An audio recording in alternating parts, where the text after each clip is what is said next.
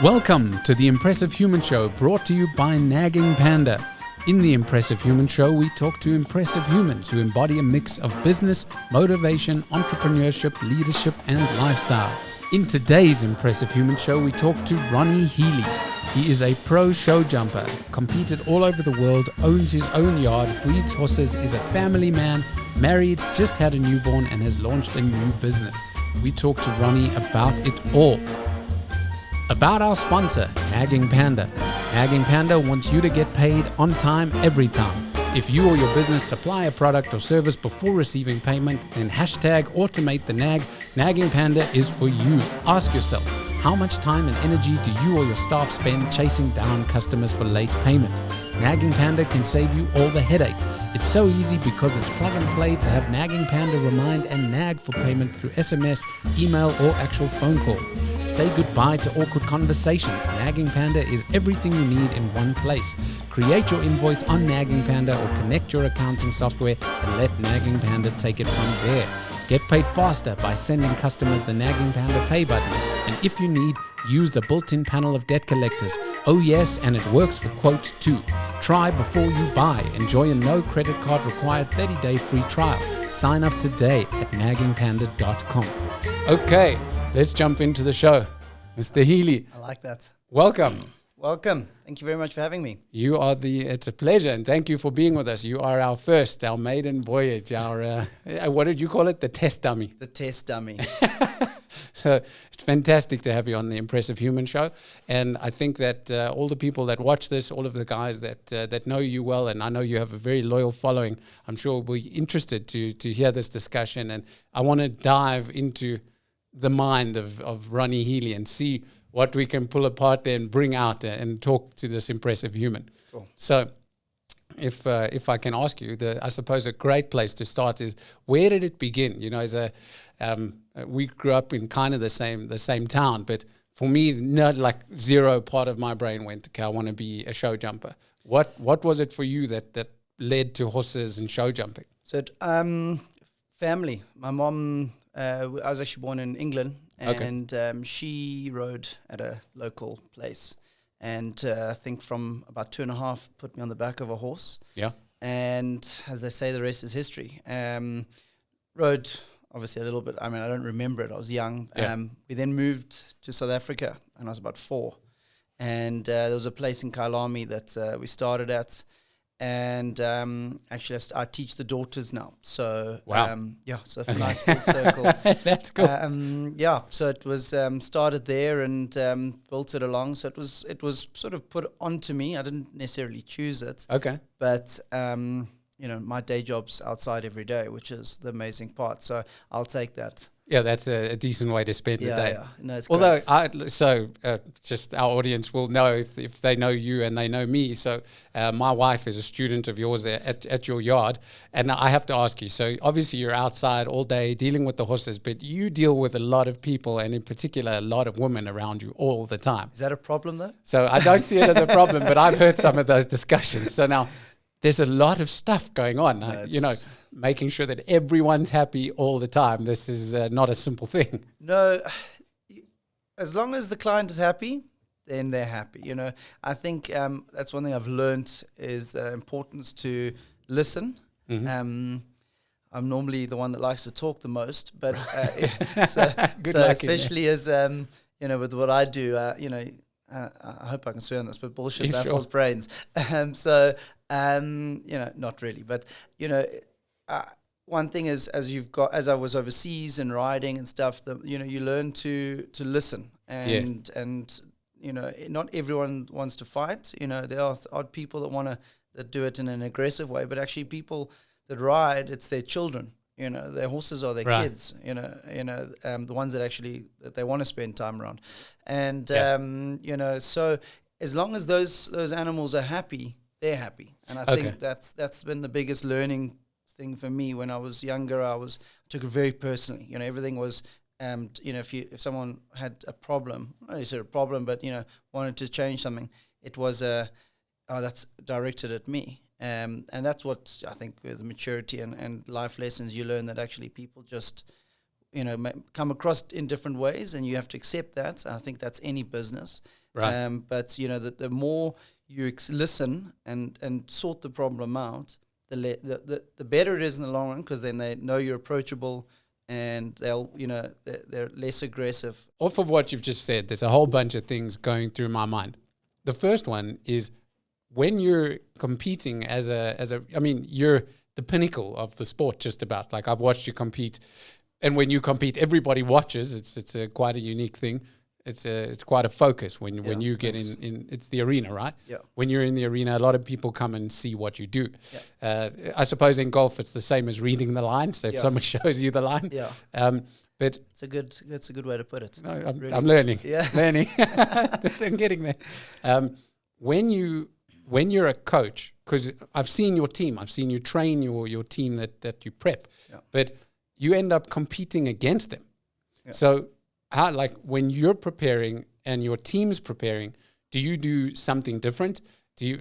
How do you handle that? Is there a mental side to it where you've got to compete, but now you've taught the people you're competing against? Is there anything in it?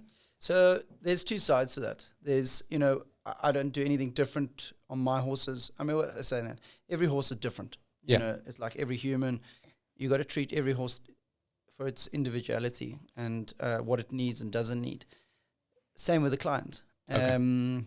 With regards to getting, competing against them, and again, when whether it's a small class with a young horse or the biggest class that we have on the weekend, and I've got clients, it's the most satisfying thing to have your clients there with you, because they're getting to the levels that they want to get to at. Right.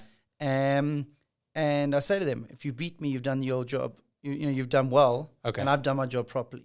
Okay. I'm never going to shy away from being. If they beat me, I'm even more proud or happier, because I've done my job. And right. I always want the perfect round and, strive for perfection. That's my personality and my job, in a sense. That's what's going to attract people, hopefully. Yes. But, the ultimate thing is, that we win as a team, and we win and lose as a team, So if someone's, if I haven't had the greatest round, but someone else has done well, I'm not going to sulk about it. We win together.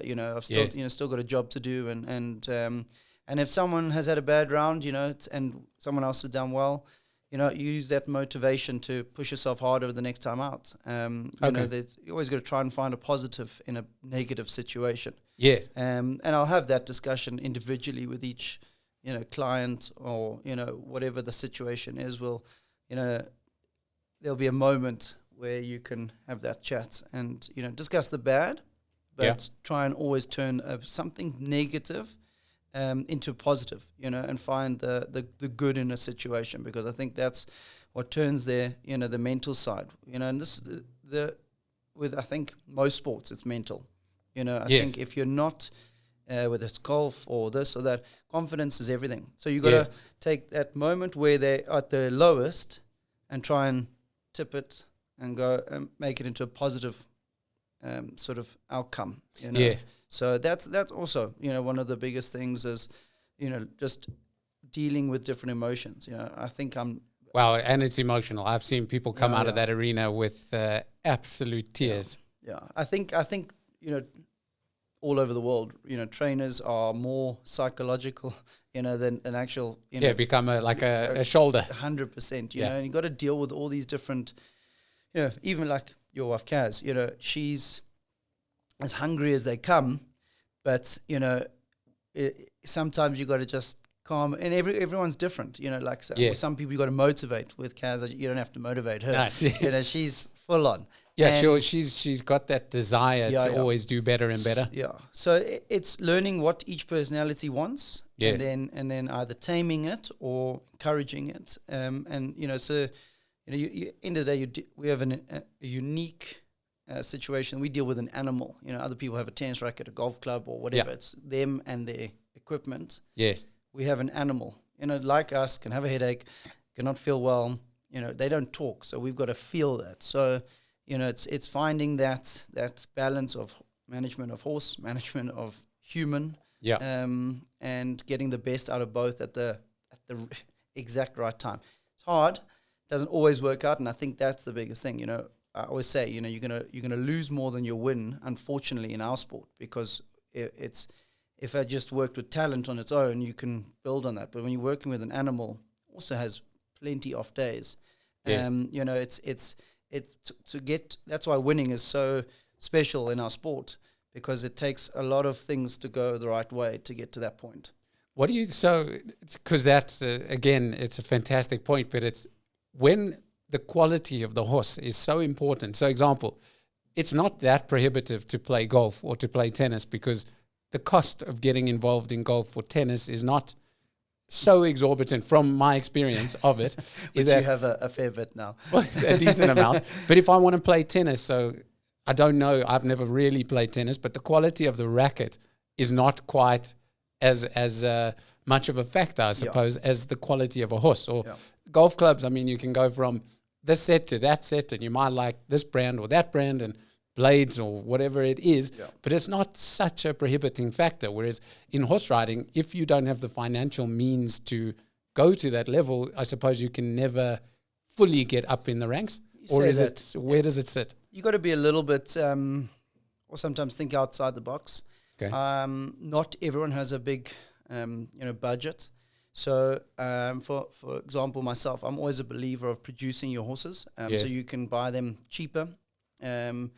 The top end horses are very expensive. It's not cutting the corners, but I still don't feel you have the ultimate bond with a horse when you buy it later in its career. When you start with it and you learn, every little inch of it, you're going to get the maximum, and you have a bond, which until someone rides, it's difficult to explain.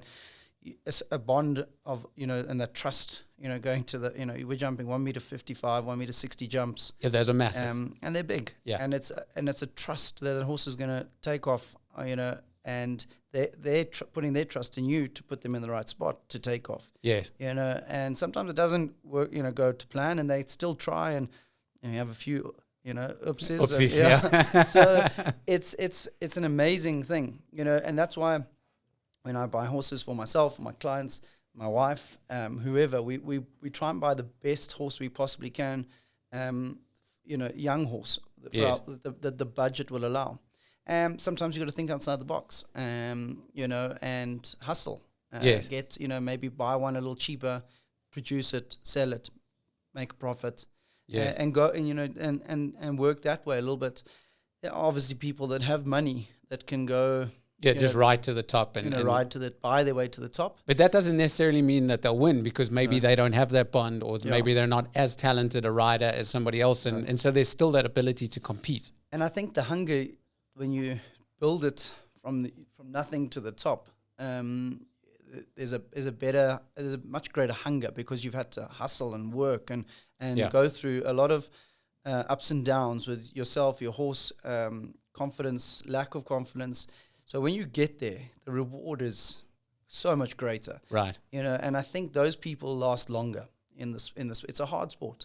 It all looks glamorous, but I mean, we're out there, daily working, depending on if you have one horse, you have your less, but easily an hour, 2 hours, you're with that horse a day, 6-7 days a week. And it's a lot of time for, you put into it, and you lose, on other sides with family or this and that. I mean, I'm always a believer that you always got to make, if it's not your job, you got to still make time for your families if you don't need to be there and stuff. So there's a lot of sacrifice that goes into it. If you buy your way, I think you cut your corners, and you lose that little bit of, grit and determination that others have had to get or use to get to that point. So there's I think a lot more reward going the longer way, harder, but it also makes a better person, better rider. Yeah, and I suppose the experience of actually doing it, you can't buy that. You've got to do it. You can't buy that. And all that money that I'm not saying there's a place for it. Don't get me wrong. If someone is looking to get, they're time limited either because of school restraints or this and that, and they don't have that time to, and they want to get to a certain level, then that's not a problem. But I'll always still, if you can have all the money you want, I'd still rather produce a horse, from a 4, 5, 6-year-old and go that journey. Yes. I think it's a more special journey. It's more less risk, if that makes sense.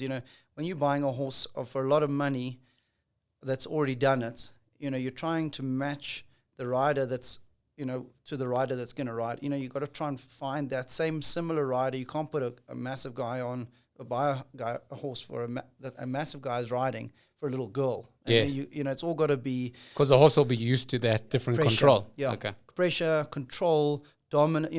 A girl rides with very little leg, to help the horse. They ride, with positivity. And so there's all these different factors that you have to, as a trainer, have to, go through to find the perfect horse, match up all these things. So, because at the end of the day, if it doesn't work, it's lands on me, and it's my reputation. I suppose that, and it's thankless. Yeah, I know, it's a thankless sport. Yeah. Because when it does go well, it's also very little thanks, but when it goes bad, it's your fault.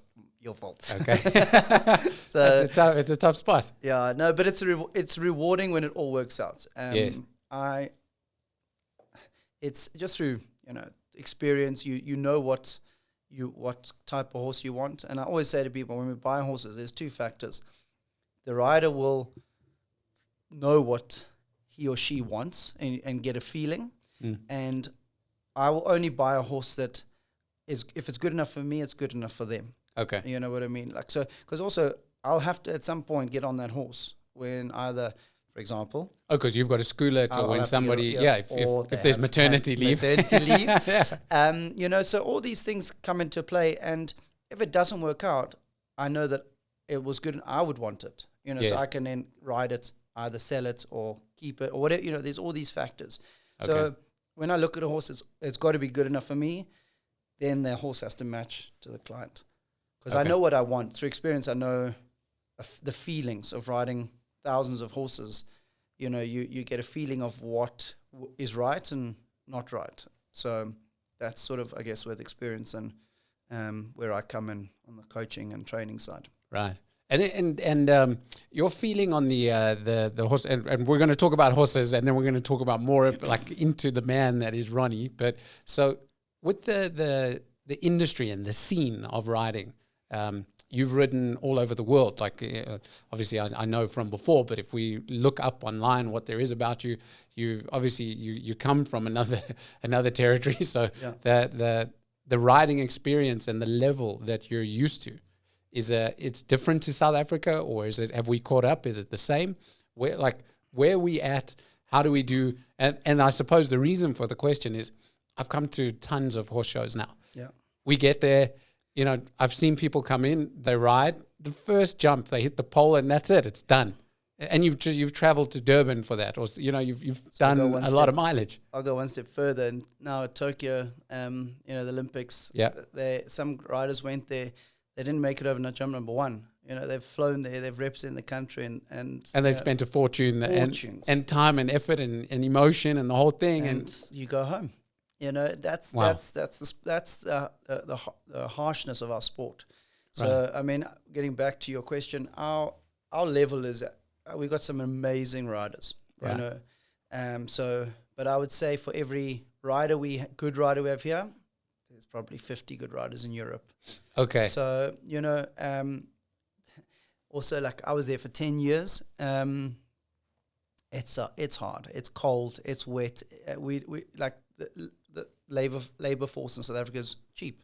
Right. In Europe, it's not. So you do a lot of things that you would here. You have labor to do that. There you are the labor. So you got to do it all yourself. All yourself, marking out. It was an incredible experience. Any young rider wanting to, or person wanting to do it, go and do it. Whatever job, sport or job, go overseas, get those experiences. You can't buy that. Yeah, I agree. I'm a big fan of that. Yeah, and one day when my kids want to go overseas, they must go. They must Yeah. experience it. They must make mistakes. They must learn, because they'll become better people for it, you know, and they'll appreciate what we have here, which is, you know, unbelievable. South Africa is just one of the most beautiful places in the world. Yeah. And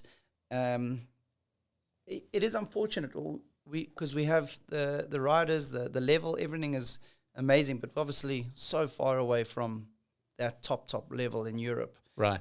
Europe, America. I mean, that's the, you know, the cream of the crop, you know. Right. But it's money, and it's backings and sponsors and luck. You know, I was there for 10 years, and I had probably a few good years, but, you know, building a name, you know, everybody's trying to build a name. I mean, I'm sure it's in a lot of industries, whether you're a singer or a golfer or whatever. I think everybody has to go through that you know, grind of, you know, sucking it out. But it's luck at the end of the day, because I think there's a lot of people that don't make it that are incredibly talented. Yes. You know, and it just hasn't fallen their way.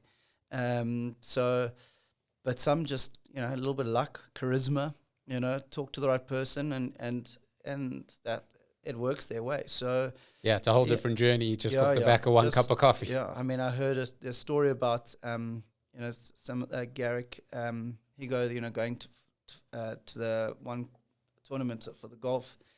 I think Johan Rupert was asked someone to get someone else in, and they thought it was him. And yeah, I love that story.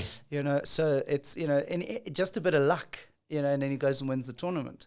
You know, so I think, and that's what it is. I think you just need a little bit of luck at the right time, and for the ball to fall right for you. Yes. So. Okay, very, very interesting. But I mean, great to hear that we're at a great level. Yeah, I think the level is amazing. I think, like you say, you know, when I look to what's going on in America or those other places, they, like you said, it's not just a money thing, but I think it's the quantum. Yeah. So the number of people that are involved in the sport attract bigger and not better, but bigger and more affluent sponsors maybe, so that there's more in it for the rider. So that's actually, let's jump onto this, because obviously, so like we've said, the show is business, motivation, leadership, lifestyle, entrepreneurship. Yeah. You're all of those things just in this discussion so far. Business, this is what you do. Obviously, as a profession, this is your business. But as an entrepreneur, you own your own yard. You have your own students. The leadership side of it is interesting, because you've already said that, you know, you've sometimes you've got to coach your students to pick up other guys, you've got to drive other guys, you've got to say like, hey, that would be mostly my wife cares, relax. But the lifestyle of a horse rider. So, I mean, it's like you said, it looks glamorous when you get there and you guys are all in your how do you keep the white so white? Just by the way, you guys are in the mud all the time. No, how is it so white? It's bizarre. I still say that it's the worst dress code. I mean, I get home at the end of the day, I look at myself and I'm like, wow. Yeah, why white? Come on. Good luck to the wife cleaning these. So, no, it's I think just for tradition. Right. It goes way back. You know, the army guys are all in the green, and the Italian army is all in blue, which I think looks exceptional. And then, but yeah, and tradition, you know, and I love that. That's, you know, everybody has to, you know, if you don't have a certain thing, you don't jump. You know, you can't just wear what you want. Yeah. You know, there is a little. It's not a civvies thing. No, it's a uniform. Structure. Well, daily, you know, but competition is structure. You know, it's tradition and doing the right things, and, you know, and respecting the sport, the horse, you know, and your fellow competitors. So cool. That's what which I love. You know, it's that camaraderie of, you know, of working all together, doing the same thing, but actually trying to beat everyone. Yeah. You know, so well, I do a lot of martial arts, and in jiu-jitsu, we say you're trying to fold your friend in their clothes. I like that. I want to fold everyone. So into the lifestyle of your world.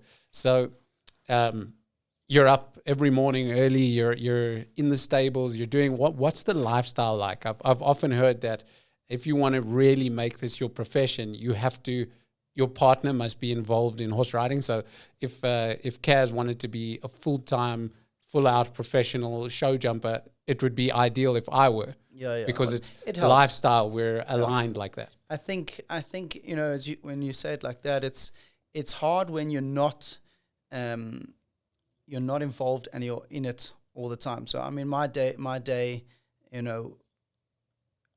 I start teaching, about 5:30 in the summer, 7:00 winter, when it's light. Still freezing though. Freezing. Outdoors is not enjoyable so much in the winter, but it is great. But it's you're out in all the elements, rain, shine, whatever it is, you're outside. We work through to lunch. So my guys, they feed their horses early. We start riding and teaching.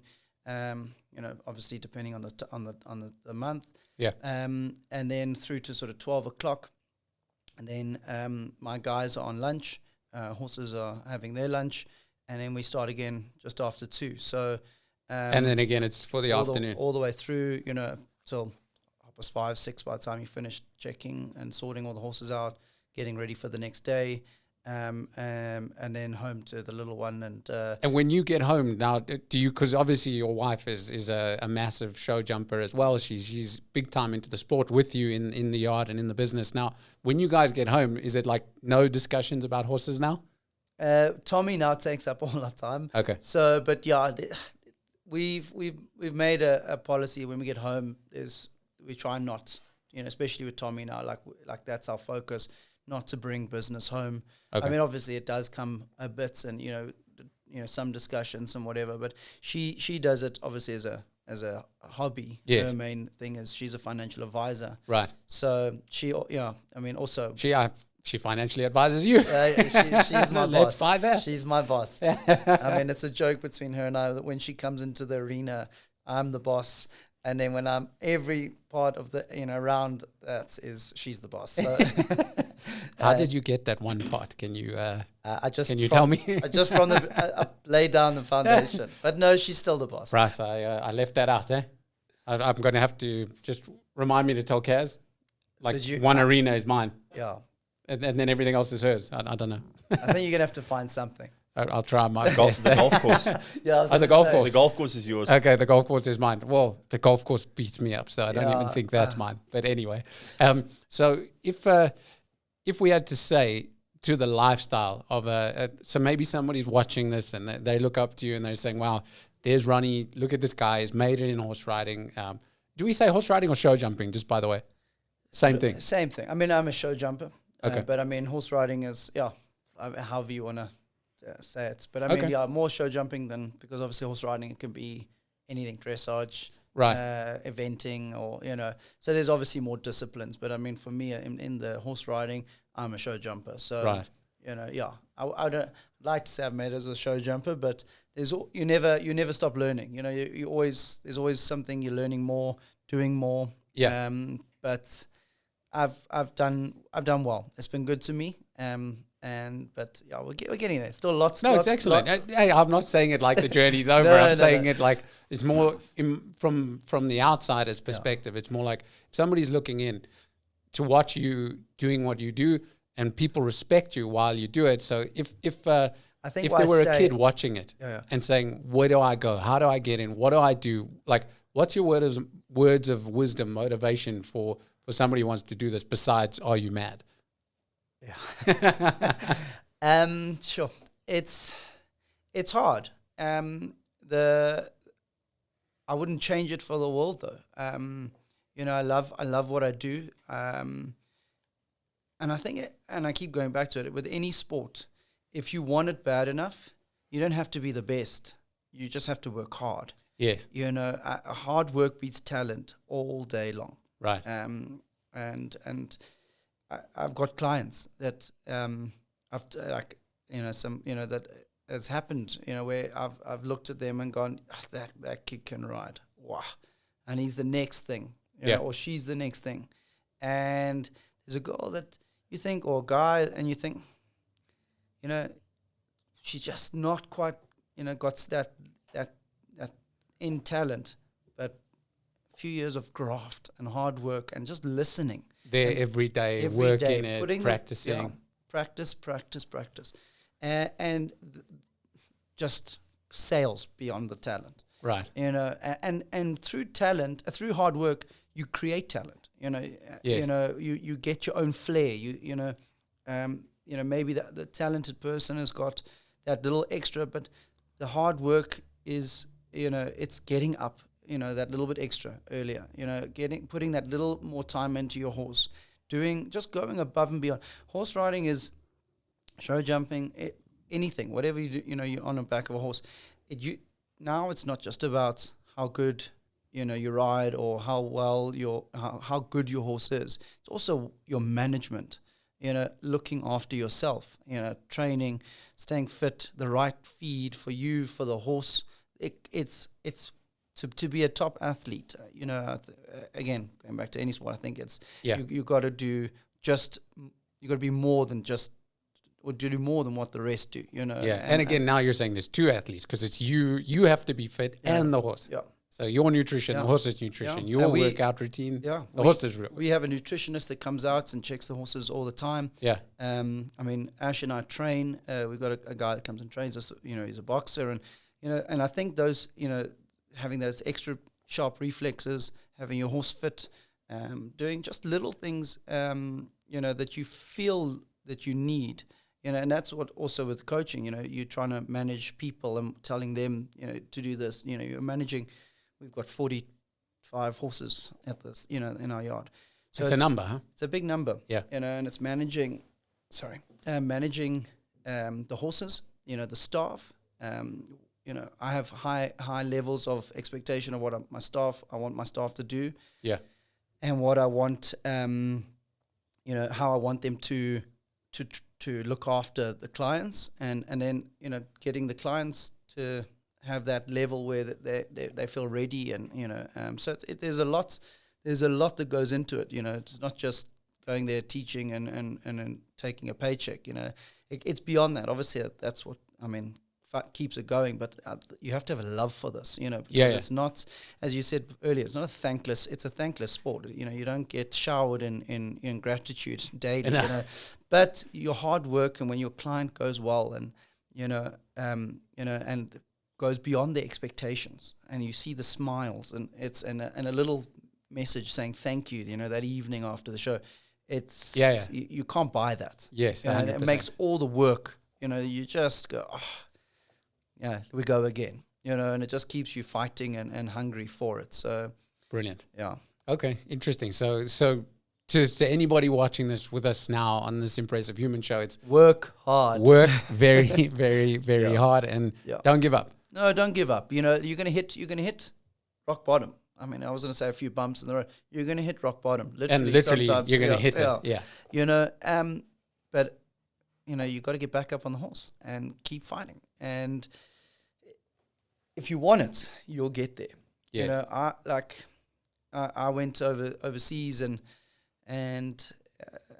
one of my old coaches, a guy called Barry Taylor, he told me, when you get an opportunity, kick the door open. And I didn't really understand it, and there was an opportunity, and it's still fresh in my mind. I jumped at Hickstead Derby, and I thought, this is my opportunity. The whole world, all of the country is watching. The whole of Europe watches the Hickstead Derby. It's the biggest. That's the big thing. I thought, kick the door open, and literally I did, and it worked out well. But it's just, you got to take an opportunity when it arises and make sure you make it count. Right. And all those hard hours of graft and work and dedication. That's when you as a rider, as a human, you've got to make it. You're going to make it count. How did that show go for you? Well. Wait, isn't this one of the shows that you sent us footage of? Yeah. Hang on. So while we're talking, Mr. Bryce, would you have a look if you can find that? I'd love for people to be able to see this. So for you, that was kind of the moment, the stage, the thing you want to be on. Yeah. So this is you giving it a go. This is me giving it a go. This is one of the biggest shows here in England. This has been going for many, many years, and I hadn't done too many big shows with this horse. So he was a very sensitive type, and a few people I think had some open eyes when I went in there and was like, I'm mad and stuff. But I'd had experience, from being here in South Africa before, and And I knew the horse, that's what I built, build a partnership. He had taken him from a very small level. And I mean, these are 1.60 meters. These are some of the biggest jumps I've ever jumped. And it was a bit it's coming here, but this horse, through this moment, got me more publicity than actually probably winning this class. So he's just saying no. He was, and for the next, I think they still talk about it for like, and that was I think in 2000 and something. He ended up jumping a clear round. My first time around the Exeter Derby. I mean, people normally happy to go around with 20 faults, and right. we got punished for that with 4 faults, but it was amazing. I mean, you can see that's a full stadium type. The arena was packed. Yeah, it's full. So these things are crazy. The one you're going up now. I mean, I walked up the one that we've got, which I can't remember the name. It's all built on this. Yes, class. the premise. Yeah. Yeah. No. I recognize that clearly. Okay. Yeah. So. I don't think people realize how high that is and how steep it goes. I think that bank is about 4.5, 5 meters, high, and then you slide down it, and then there's a little bit of an art to it, but this day worked out well. But I had so much publicity because horses obviously can misbehave. And that horse misbehaved, and you managed to bring him back. Yeah, and it was how I managed and calmed him, and so there had so many people have interviews and articles, because people, you always see the glitz and the glam and all good, but it was good and bad, and so it worked out really well. I mean, it's an incredibly long and tough round. So this is what they call the Derby. There's a Hamburg Derby, which was jumped. Also he ended up second in this, and he was second in the Hamburg. We have a South African Derby, and people love it because it's different to normal events. It's all funny obstacles, stuff that we don't do every show. This is a once a year not show. Part of the normal. Yeah, it's not the norm, and it's long. It's endurance. It's so the fitness for you and the horse is massive inside of this. We have our big derby coming up in October, and I'm already starting to train horsing myself now. Wow! So they've got to do 180 seconds, so it's a long time. I think we have 18 jumps. They even showed the highlight. He goes high. He was lucky he didn't tip over, and that was the whole thing. Like what people were saying. I mean, he's vertical there. And he's actually off his back legs, so... What were you thinking? Do you remember? Shit. Oh, shit. Yeah, that wasn't part of the plan.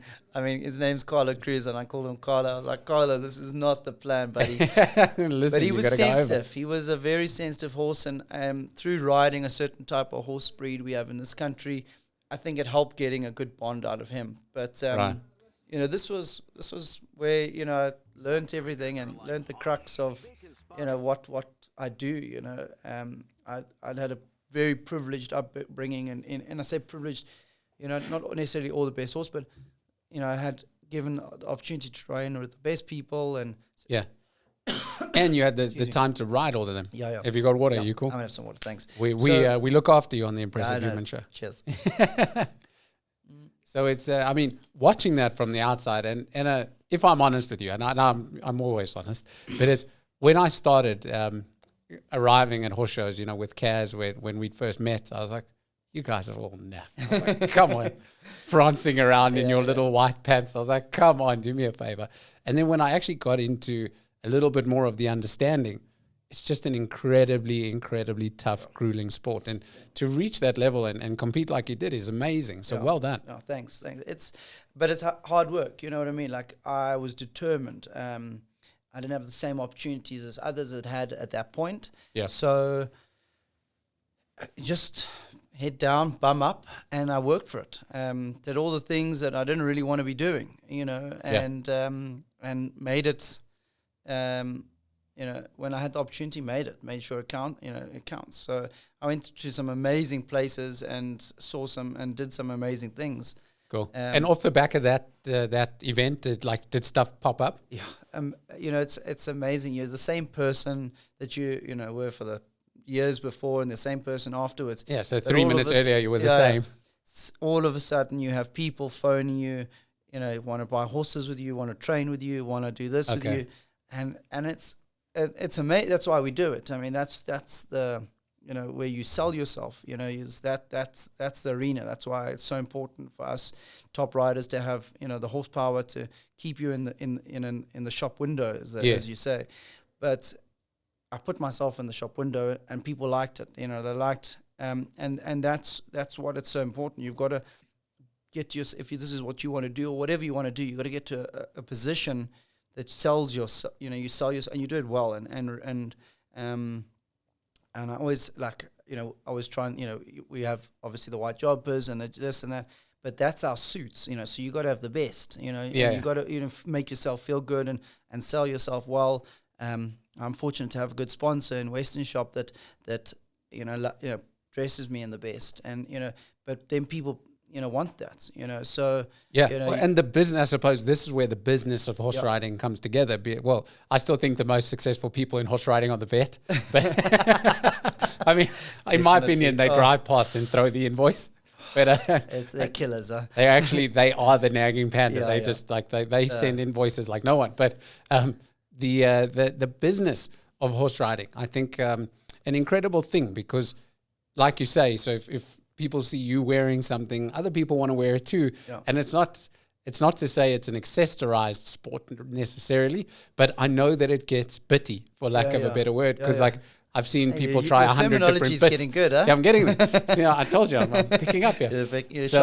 So the when it comes to the horse, I mean, it's different things for your feet, and then the bit, and then the this, and then the thing under the saddle. I can't remember what it's called, but I know that it's the saddle pad. The saddle pad. I'm like, so the saddle needs a pad, and then there's this, and then there's that. And as you say, and that's because obviously you're putting a saddle that is not necessarily, it's made of leather and all bits and pieces and wood and it's got and flocking and it's got to fit on a horse's back that it's not really meant to go. It's never made for that horse. No. Yeah. So, and as much as people say, oh, we made the saddle for you, it's not made.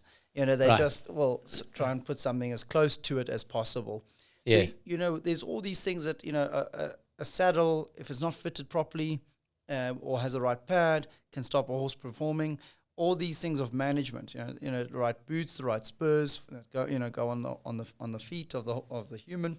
But now, like I'm saying, just listening to all the things you've said, that is really, besides for the buying and selling of horses, that's the business. I'd say that's the easy part.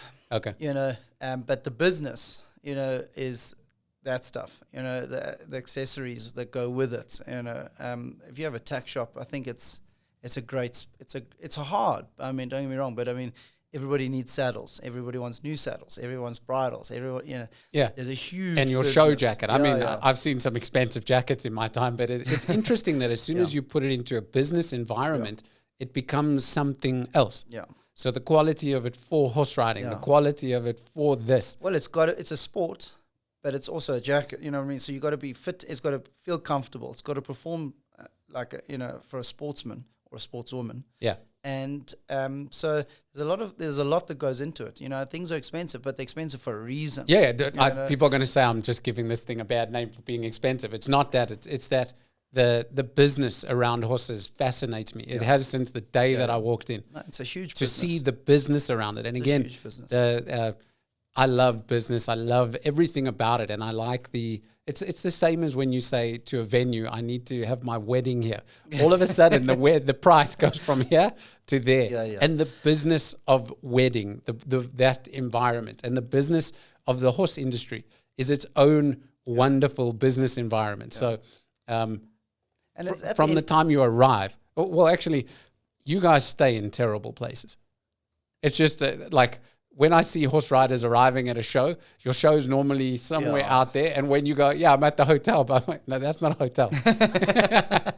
That's a place to stay. Yeah, it's just convenient to. No, it's hard. I mean, what my goal, in the hopefully not too distant future is to bring what they're doing in Europe. A guy called Jan Tops, he has the Global Champions Tour, and he takes show jumping of the top level to the crowds.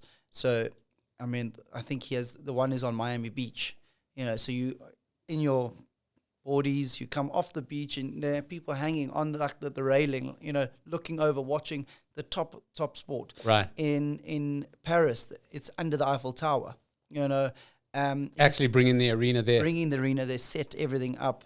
They go all over the world. And it's become a huge, I think he sold his half the business for hundreds of millions. Right. Because of the broadcasting and all that. And you know, and I'm like, why can't, it's such an amazing thing. So you want to do similar? Something or similar. at least what we're saying is in terms of your thinking is there is this massive business opportunity inside of that industry. 100%. Whatever it is. For even non-horse companies, you know, I think anything on a broadcasting platform is going to... Yeah, you're going to attract it. Again, you're going to attract it. And especially if you're taking, you know, they used to jump at Sun City, you know, so there's a few people I know that we're going to try and have a few meetings with and try and take it to some exciting venues, you know, some you know, make it exciting again, because it's got a little bit just, you know, the same thing every day, and right, you know, so we've got to, as right, for me is for sure, you know, it's only in my benefit to help the sport, and you know, and make something special of it. There's so many opportunities for, you know, for riders, for businesses, and everything to make a really cool, you know, circuit, if that makes, you know, sense. Definitely. And there's the other thing that's amazing about the industry and who's involved in it. There's some serious people around it. Again, because it's a, let's not call it a money sport, but because you require some money to be involved, there are people around that can make things happen. Yeah. So I suppose with a person like you and just a little bit of charge behind you, there's a lot of opportunity. Yeah, I think so. You know, it's just, I mean, I was wanting to do it sooner, but you know, with the new one along, it's things have taken a little bit of a backseat. We started a new business. We're going to jump on that. Yeah. So you know, there's a lot of things that I want to happen. It's just timing. You know, and you know better than anyone. Like it's hard to get.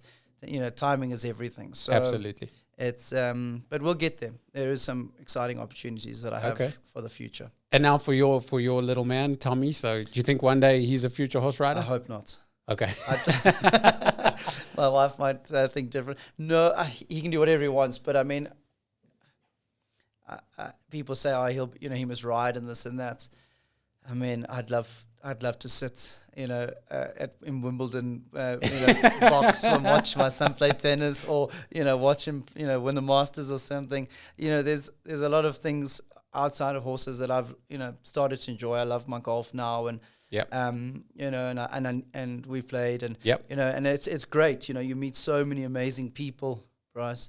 So, you know, there's more to life than what I've been doing, you know, and that's one thing which is, as maturity has crept into it, is I've, you know, still have the drive, but to keep that drive, I needed other things to keep me going. So, you know, maybe 5-6 years ago, I would have said, yes, I would love nothing more than my son to ride, and, you know, I'll ride with him, but I also just can't wait to go and play golf with him around the golf course, and, you know, and do other things, you know. I'm not so fixated on him coming. He can do whatever he wants, you know, as long as. And if he wants to, that's cool. Yeah. If he doesn't want to, that's cool too. Yeah. Okay. But it's not what, like, should I say, like, you know, we spend all our time at horse shows, you know, and actually through COVID, you know, we've been limited to going to horse shows and stuff. It was really nice spending some weekends in not a horse show with just us and him, and so. That opened our eyes a little bit, because, you know, horses can wear blinkers, so we've been a little bit blinkered, and to just horses, and I think there's a lot more things to life than that, you know, which you know, especially with him, you know, that, you know, we want to give him as, you know, best opportunity as with whatever he wants, you know, so. He'll play golf. He'll ride. I'm sure. Yes, no I think it's important. And he must do as much as he wants. And hopefully he's good at a lot. And then he can really hone his skills at something. Well, I feel like I agree, because I think the human being of the future is multifaceted. Like you can't be single dimension kind of thing. You've got to have that sort of brought experience to life. And if Definitely. you can give that to your kids, Yeah. I guess now I understand more about what our folks were trying to give us. Yeah. Okay, so let's jump in and let's talk about this business, because I love business and I love talking about it. And I remember when you told me about it the first time, I just remember like almost attacking you with ideas and going, what about this? And what about that? Yeah. I think you were more excited than I was. Probably. I'm nervous, but you're the optimist. That is for sure. That's what you are. Yeah, I love to see the opportunity. So tell us about this. It's called Double H Feeds, right? Double H Feeds. Yep. We are an app-based feed company. Also, now building a website. A lot of exciting things happening with that. And but this whole with apps these days, everybody's got an Take a Lot, a Superbalist, Facebook, whatever. So that was our thought behind it. We started. There was not a feed company that had an app, and obviously also with social media that drives everything. That's what we've been focusing on. We feed, obviously, horses was the start of it, because it's what we know, and it's it was easy to get into that side of things. Yep. With that, we're really growing the dog feed, the cat food, should I say, fish feed, which I never even came across. Wouldn't even have thought of it. No, but it came across just through friends and just and them wanting a distribution channel. And it's a thing, like huge, wow. huge, Especially koi. But Bryce he's big into fish. Yeah, that's like the nice. Like the elite Evelyn, as you would want to call them, like the high end type. But the tilapia is the fastest growing source of protein in the world. Right. So just above us, like all of Africa is mostly tilapia. For as a food source. Yeah. Food source. Yeah. Okay. Whereas we're mainly chicken. So there is ways they're trying to change it, because it's a cheaper source of protein than the chicken, and better. There's not all the hormones and stuff that are being pumped into them. Okay. And as well as the double sword edge, it's got the you can grow all the what do you call it, the hydroponics, right? Yeah. Whatever. So you can grow all the veggies on top of the wastewater that comes out of Okay. And, so it's amazing and then all that the fish are eating and all stuff like that, and then it's being recycled back. There's a massive. I keep getting this thing going through my brain right now. Going through the Nando's drive-through. Can I have a double tilapia? Lemon and herb. Lemon and herb and no tomato. No tomato. Crispy chips. Don't tell my wife. A little lemon drizzle on the top.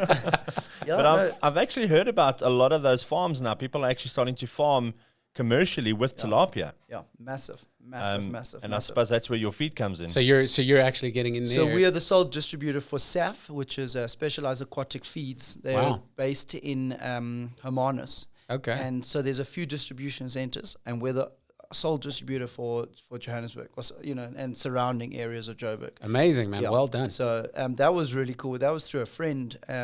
His dad then was looking for distribution. He came on as a consulting guy, and it's growing. I mean, it's still new, but it's very exciting times for that side of the business. But again, for business, and I always tell people this: if you're not in the mix, you're nowhere.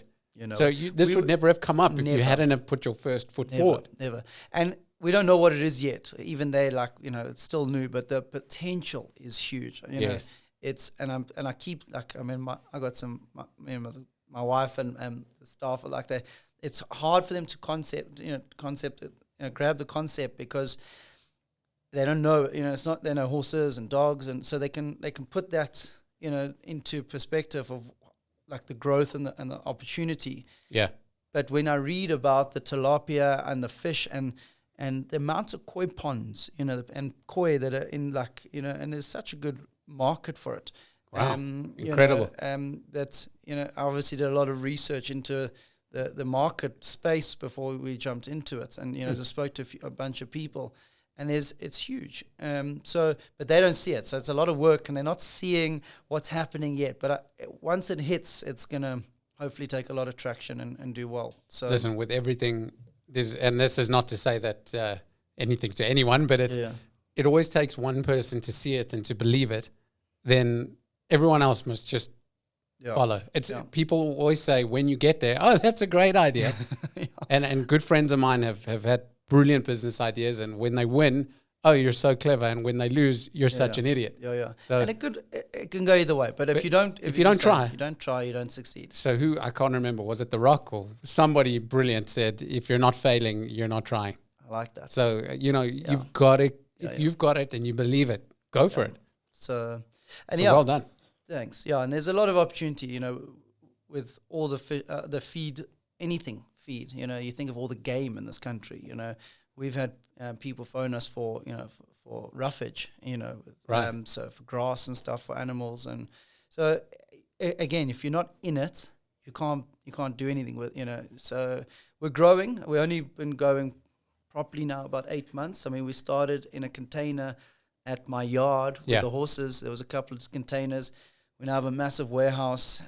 Just bought another truck. We've got trucks and it's growing. It's tough. I mean, I'm hoping in 5 years' time I'm gonna look back and go, Jesus, worth all the stress. I've definitely got more grey hairs and losing hair from it. But it was truly. I've started enough businesses now. No, and losing it. It's tough. And at months some months you think, shit, this is but then you hit something that goes well and and then it drives you again. So yeah. But I mean, I've started enough businesses in the horse side, to know that you just got to keep at it. Definitely. And it takes good 3, 4, 5 years for it to settle before we can know what we are. Yes. So, but I think we're on the right path. I mean, my wife is there's definitely a yin and a yang in our relationship. Okay. I'm all in. Chip's all in. I go all in. That's why she's a financial advisor. I guess. Yeah. Somebody's got to manage the risk. She is the financial side. She manages, because I just get so excited, and I'll just throw all in, but you need that, you need that person just to say and tell you all the. I hate it because and I know she's right. going to tell you all the things that can go wrong. All the bad things. Yeah. I don't want to know the bad things. I only want to know what we can do. Yeah. Just tell me what's going to go right. Yeah. So, but it works well. She is the one that reins me in. But what she loves is that I'm the one that's all positive, all go. And she also and then pushes her a little bit outside her comfort zone. So definitely. We started that, and we'll see where we end up. Hopefully it goes well. And people can buy like regular. So if I want to get dog food, I can get it through you guys. You'll deliver. Yep. So it's all like a distribution center. Where we'll distribute to whatever you want. If we haven't got it, we'll find it. We'll source it. We'll. So the dog food is great. You've bought a bit, from us lots, and dog beds, dog accessories. There's a huge part coming into our new website. That's which I can actually tell you a little bit about. Yeah, go for it, please. We are we're building the website. One thing in this country, it's more in American stuff. You can find it, or in Europe, but there's not a lot of information when people, let's say, my dog's itchy and losing its hair, let's say.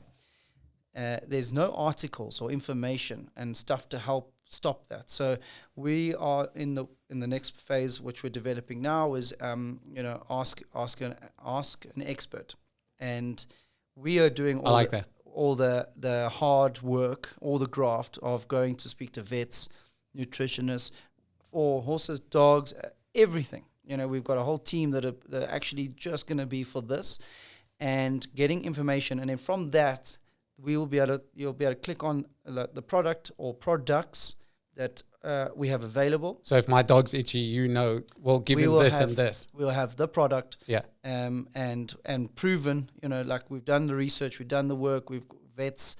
All these and a lot of history. Information that can help people. Choose what they, and because you go out there and you go, I don't know what, I've looked myself, the guy that actually is developing our website, he's got pit bulls, and he got the pit bulls, and he's like, what do I feed them? Yeah. What's right, what's wrong. So all these things are what we're going to do, from basic care to, you think it, we're gonna do it. So that's and then obviously the retail comes off the back of that, where you know you can obviously help people. We've got some exciting things with dog box, cat box, horse box, with regards to, like, you can pay a subscription, and every month, because I don't know, we do it. We're in the feed company, and we still do it. You'll get to like the 30th day of the month, and you're like, we need dog food. We know fucking dog food. Yeah. We've been there so many times. It's irritating, and then you got to, make a plan, and you could go back out. So we're going to actually do a thing where you can do it for a month, or you can do it for 6 months, you can do it for a year. And every month you get your dog food, through, it's quite a clever thing how they come up with it, but you'll put in the size of your dog, how much you feed. It's a few little steps, and you'll get your dog box set up. And every month it's that cost. And it'll arrive with it at, like, you'll have different options of dog boxes, but you'll have your feed, a toy if you want. If it's winter, there'll be a blanket, I love it. And then some will even have a surprise in it, you know what I mean? Little dog treats. So you'll build your dog box. You're speaking to a fan of annuity business, so I love it. So that's a little bit where we're wanting to also get a bit excited, because people want the convenience. Yeah. You take the money off my card, and it's the same money for that, that amount of time, and it's nice. It'll come in beautiful, like, packaging, and and I know Kaz is amazing like that, where she gets excited when she sees a little package, and she's great with Instagram. Very good. But it is people like that, and people appreciate it. Yeah. So watching people like Kaz, we've come up with these sort of ideas, and also the convenience side, so that sort of side. And then we're also going to do a lot of with some, like, SPCA and Highfield Horse Care. My mom is she's a massive, donator. For her birthday, she doesn't want a present. She wants donate money. So she takes money, and now for her, it was her 60th birthday. And happy birthday, Mom. Yeah. No, so, whatever it was. And she, it was 60. And she I think donated like 40 through friends and family, and through us, whatever we donated 40 bags of dog food to the Midrand SPCA. That's incredible. Yeah, and it's so you're actually a spot, so we can donate through you. Yeah. So there's a whole page of donation, and again, like, we had long chats about it, and people, I think, also don't know what to donate sometimes, and don't want to just donate money, because they're like, where does it go? Exactly. So we've now got a thing where there'll be select products, for certain, because certain places only want certain products. Yes. So we've done all the research, and they like that brand, those options, and people can pick and choose, add it to their cart, and check out easy. And it goes into the dog box, free delivery to the SPCAs or the Highfield Horse Care, whatever you want, So, because people do want to support that side, but they don't know how often, or they don't want to just give money, because it's like, as we say, where's it going? So where's this actual product? I think, people love to do that. So, and it was, my mom was the driving force behind it. She's really, and it's a really nice way to give back, not just be an online store that just takes. Giving back, we're putting in our own, pocket, a hand in our own pocket, and because I think it's, you got to give back with everything, it's at times. So I think it's great. I love it. It's brilliant. Well done. Thanks. It's really, I think you're onto something brilliant, and I hope so. That. One day it reaches where you want it to, and maybe even before somebody comes and says, well, we should buy it from you.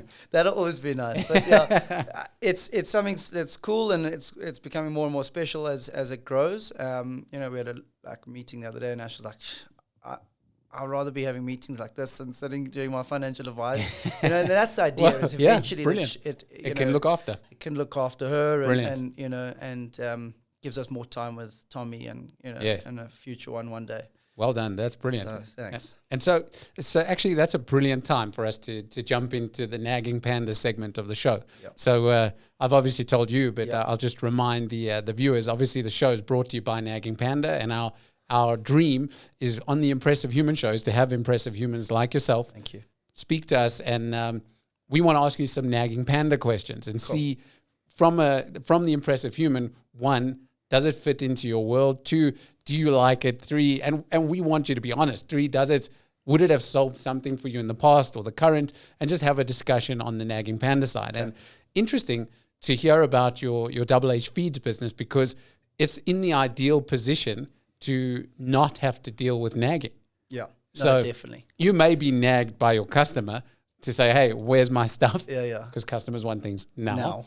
But in the reverse is that your yard business, or your let's call it your stabling business, versus your cash business. Yeah. So when somebody buys something from you on Double H Feeds, they're going to put in their credit card details and assuming that it's not a fraudulent charge, which wouldn't even be your problem anyway. It would be the payment gateways or the banks.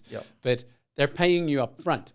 You're getting settled your money, and then you're delivering product. It's in terms of a flow, it's ideal. Customer gets what they want, you get paid. In the others, you're going to have to at some point, and I suppose we could ask you this question is, have you ever had to chase for payment? Do you chase for payment? So we have obviously the e-commerce side, and that's, which runs great because it's, pay, receive product and whatever. With the horse game, there's obviously a lot of yards that run, when they get cash, it's a hand, to mouth type thing. Yeah. And they rely on their 30-day credit facility, if you want to call it that. And so we offer that to, a certain size, if it's got to be over a certain size of, a stable yard. Okay, yeah. And we have run into, 30 days becomes 45 days, becomes 60, and it's not ideal. So I've always said to you, as soon as it was ready, we're launching. We want to give you Nagging Panda for sure. We're launching with you, and because I think it's an amazing idea. Everyone I've spoken to about it in any form of invoicing business, which obviously most are, they're like, it's genius, and as it runs with accounting systems, and it does everything for you, and then there's obviously the help that you get with it. It's a no-brainer. Well, listen, I don't need to do my thing anymore. We'll just use that. No, but it's genius. It takes all the, for example, like Ash is obviously financial side, and she's backup. And it takes all that element of being the bad cop out. It's actual. So I want to pick your brain on that. Does it happen that you have to have a bad cop, or is it kind of like it's always just friendly and you just take it on the chin? No, listen. We are obviously you're always client is number one. You can never be rude or anything like that. So, but they also, a client is going to push if they just push the limit a bit too much. Push the limit too much, and in it, it's a business, So we have to be not firm, but Well, I think it is nag. It's a hard thing to say because it's a fine line, and Bryce and I talk about this all the time, and what we're trying to create inside of Nagging Panda tackles this, but it's an awkward conversation. Yeah. So it's because you can't even say it now to be firm. It's because you need to be paid in order for your show to carry on. But it's how do you do it in a polite way, and how do you do it in a convenient way, and not we've ruffle the feathers. We've provided the service. We've bought the product. We shouldn't have to carry anyone. No in companies to get into the situation. So for us, when I've spoken to Ash, she has a lot of stress with it. Must take up a lot of time. Yeah, it's time, it's admin, and so when I've spoken to her about this, she's like, where do we sign and when do we start? Because nobody wants that admin, and if it's, at least if it's something that's not you, or us, as you're saying, say, it's giving you that arm's length. Giving you that arm's length, but that's the company that is, running it for, that's where we've put our admin into it. So it does take that. You're still a good person, you're still the good cop. Nagging Panda can be the bad cop in a good way. Yeah, well, we say like Nagging Panda will stop as soon as you pay. Yeah. So it's like you tell Exactly. Nagging Panda what it is you need, which is remind my customer every day until they pay. Yeah. And we make it convenient. So would this kind of stuff be useful to you, where Hugely. we've got a payment button inside of our invoice and our reminder, so that your customer receives and just clicks to pay? Yeah. So because some businesses will, they don't want to do that. Maybe they want EFTs only. For me, it and again, like we obviously with a payment gateway. Yeah. So we're already paying a commission. Yeah, the percentage. Percentage. We want the money, what I mean, to run the business. You can only grow if the money's in your pockets. So if you don't get paid, you can't do anything. You can't do anything. So I'd rather lose a little bit to get it. So the efficiency is what drives you. Everything. I mean, any business. So one of the things that we talk about in Nagging Panda, like almost relentlessly, is that business is done by people. So if I'm your customer, it's people at the end of the day. Yeah. You can send emails, you can send paperwork, but it's people. So when I don't pay you on time, it's having an effect on you. Yeah. So like person to person is that there's a knock-on. Yeah. So we're saying we want to try and reduce the knock-on, because when we talk about the scale of things, so if you go to a very large corporate, the knock-on is much smaller, so you don't really see it happen. But as soon as you reduce the size and you get down to a personal level, it's if I don't pay you, somebody's going without. Maybe you can't pay the next guy. Maybe it's a cash flow problem that you can't buy something you need. Yeah. It's got that knock on. And so you're kind of affirming what it is that we're thinking. Yeah. No, it's massive. For example, like farmers, we deal a lot with farmers. Right. They are for sure from their crop, to their mouth. I know, because I want, if we don't have a good relationship with our farmers, then, we want the best product. Yeah. So I know to look after them. But if we're waiting for money on someone else, they're waiting. They can't grow the crops. They can't do whatever they need for us. So it really is. It's a direct knock. It's a direct knock on, and amounts that we buy. I mean, we're buying huge tonnage, feed. I mean, over 100 tons of feed a month. Wow. So that's just on horse feed. That's a fortune of feed. Yeah, it's a lot of money, Yeah. So when we, one person, it knocks on a lot. So, yes. It's been a big investment, learning curve, all of these things. And that's why, like, from the beginning when we spoke about it, Nagging Panda has been nagging my head to start. We're about there, so we'll give this. By the time people are watching this, you'll have it. No, and it's genius. I think from my side of business, obviously the horse side, it's not such a. I've got really good clients, and because it's their animals, they're good payers. But on the other side, you get it's more a business, and then they're taking advantage, type thing. So yes. And that's where, we got and also people, I think it's been tough for people with, financial constraints at the minute with COVID. Sure. But that's not really, everyone's got to do their part. You're saying it's not my problem. We can't stop the boat here. Yeah, exactly. And you can't carry people. It's a business. So, but I'm excited to get started with Nagging. Brilliant. Well, that's fantastic. And so, Ron, Mr. Healy, thank you very much. It's been a wonderful, wonderful pleasure to have you on the Impressive Human Show. And Brycey, I think the first Impressive Human Show with a truly impressive human. What a show. Yeah, thank you so much for having me. Thank you very, very much. And guys, to everyone watching, where can people get in touch with you for Double H Feeds? Is it so it's on iOS or Apple Store, Double H Feeds, HH, and then the feeds. Please download it. The website will be up by the time this goes live. Yep. And if there's anything you need, contact us. We'll help with anything you guys need.